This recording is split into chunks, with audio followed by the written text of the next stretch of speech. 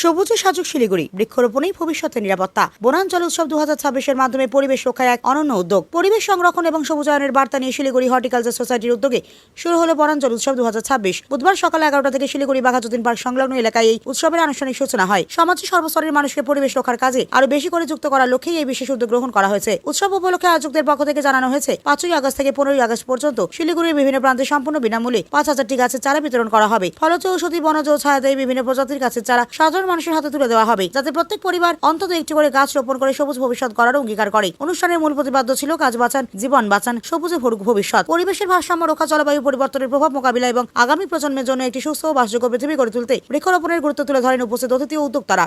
অনুষ্ঠানে Siliguri horticulture society সভাপতি, সম্পাদক সহ অন্যান্য পদাধিকারী এবং পরিবেশপ্রেমী সমাজকর্মী ও বহু সাধারণ মানুষ উপস্থিত ছিলেন। সকলেই একযোগে বৃক্ষরোপণের মাধ্যমে পরিবেশ রক্ষার শপথ নেন এবং আগামী দিনেও এই ধরনের জনসচেতনতামূলক কর্মসূচিকে আরো বিস্তৃত করার আহ্বান জানান। একটি মাত্র গাছ হতে পারে আগামী দিনের বিশুদ্ধ বাতাস, নির্মল পরিবেশ, নিরাপদ জীবনের ভিত্তি। তাই আসুন সবাই মিলে একটু করে গাছ লাগাই, যত্ন করি এবং সবুজ শিলিগুড়ি গড়ে তুলি।